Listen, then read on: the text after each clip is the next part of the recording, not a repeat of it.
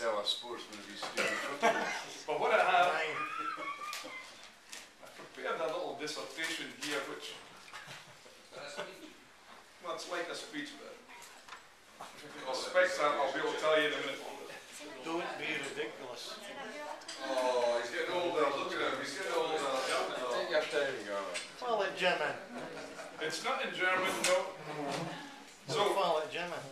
and as I say, it came as some surprise when I was asked to actually give this toast. It's not least since the word lassie is, of course, a diminutive form of the Scottish word lass. And even euphemistically,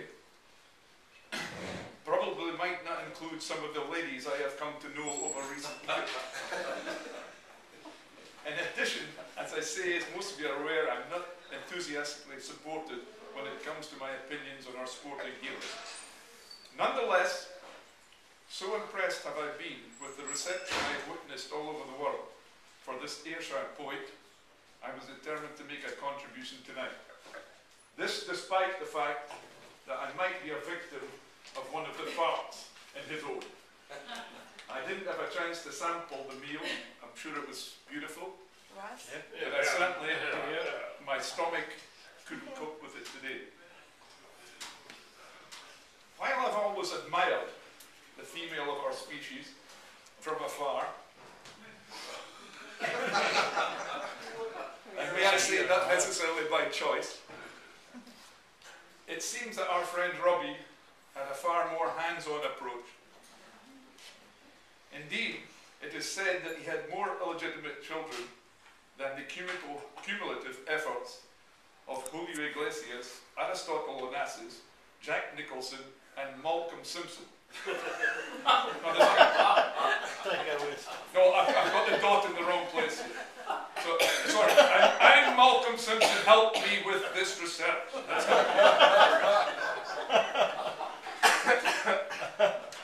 It would appear that only a certain famous black American golfer now has the opportunity of overtaking this proud record. If that's Tiger Woods. I resolved to find out then why this man, born in the remote southwest of Scotland, of humble origins, achieved such worldwide acclaim. And I know that Barry has touched on this, but undoubtedly the universal appeal of Burns has its roots in the philosophical message he imparts in such a compelling way. I'm sure we've been touched by the lines, "Once on power the gifty gie us, to see ourselves as others see us." There can be little doubt there are those here who would benefit immensely from heeding this advice. He also shows frequently his perception of life when he says, if I can get it in the orange, "For pleasures are like poppies spread, seize the bloom, the flower is shed, like a snowflake on the river, a moment's white, then gone forever." Now, how many of us here have noted the temporary nature of the majority of our pleasures? A philosophical point. While he has caused us to reflect in no small way on the more important issues of life, he undoubtedly possessed a sense of humour, which he conveyed so eloquently in his verse. I am perfectly sure that he was attending this particular function tonight. He would be very interested in some of the tales that we might have for him. And it is in that respect that I recall, because of my involvement with the Malacca and here, some of the occasions and anecdotes that have happened to us in the past. And I note, looking around here, there's one particular individual, we'll probably know already what I'm going to be saying. But we have had things which have been quite immortal, in my view, that have happened in these hotels. One of such occasions occurred when we were playing football against the fish merchants. And this was a particularly Sunday, and we had no license on a Sunday, until 6:30 at night. And 4 o'clock, the place was the busiest place in Aberdeen.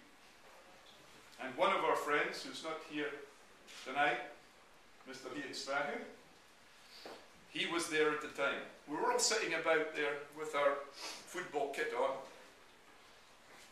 If the police came in, I don't know what we would have done. Anyway, the place was as busy as that, and 2 American couples came in and came up to the bar. And just like that, Ian is over to the bar, jumps over it, and he said, "Excuse me, we don't have a license till 6:30. Would you like a drink while you're waiting?" I think he would have appreciated that. As part of another item which relates to hotels, we had occasion to be up in Inverness, and a young chap who was playing hockey with us got slightly inebriated and forgot exactly where the toilet was. So he inadvertently went up to the first floor, couldn't restrain himself any further, and peed against this door. Now, it did not turn out that this was the manager's door. And he came out, squelch, squelch, and of course it was reported to the police. Now, in my capacity at that time as a lawyer, I was called into action in his defence as he was being escorted out the door. And he said to me, as the police were escorting him out the door, he says, Gavin, it wasn't me. And anyway, they'd be salmon. I think these are all points which I think would appeal to his sense of humour. One last little anecdote that I have to give you which relates to Davy Flynn, who's fortunately not with us tonight. Yes, I'll rest it.